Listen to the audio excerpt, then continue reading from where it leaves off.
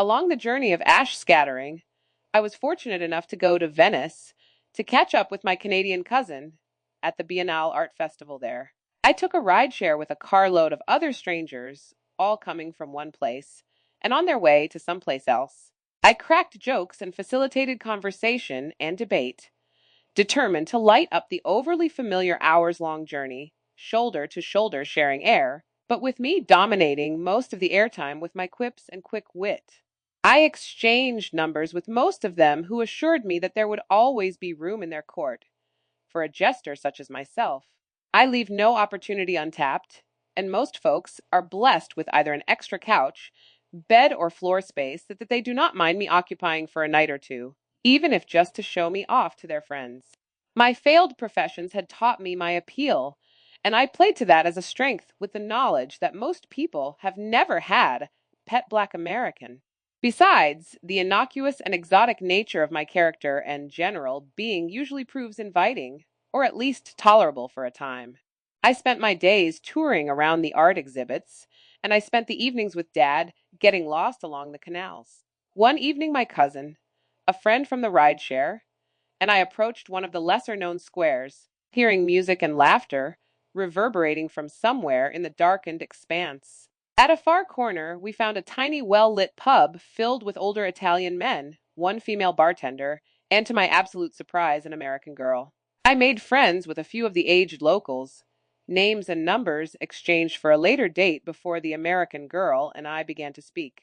She was on leave from the Navy and decided to travel as she did every time she was on leave.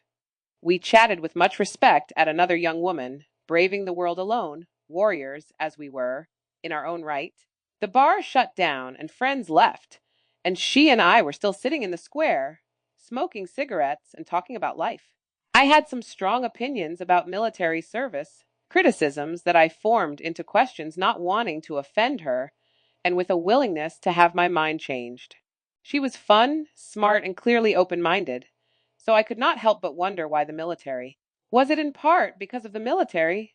I thought back to my father, and, for all my dad's insistence on self discipline, the military was something that he would not tolerate for his children. He did not believe in it for himself either, declaring that he would rather have been arrested than be drafted.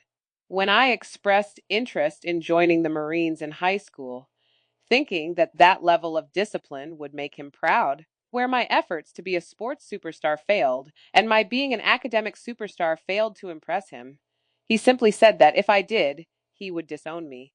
I did not go into the more vulnerable personal details about my life's failures on all fronts, but did explain that I was on a mission, and asked if she would be willing to help me find a resting place there in Venice, not having found the right time nor place to do so.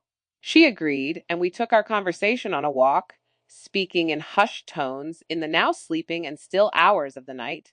We followed an alley of arches until they dead ended at a dilapidated doorway to nothing, just a small landing in the calm waters of the canal.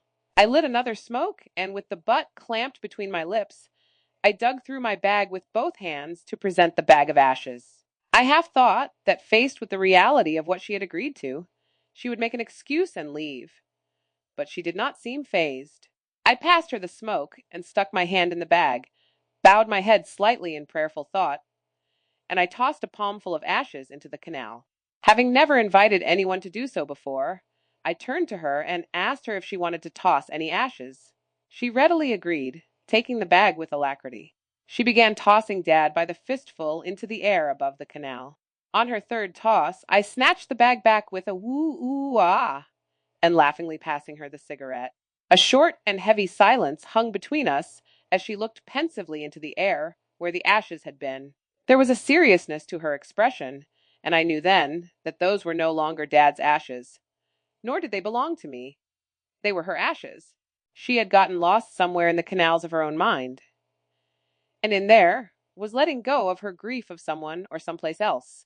I did not follow my intuition that dared me to ask about her own dad, if there was a military legacy in her family that she was honoring, or if, like me, she was determined to prove her worthiness and make some loved one proud.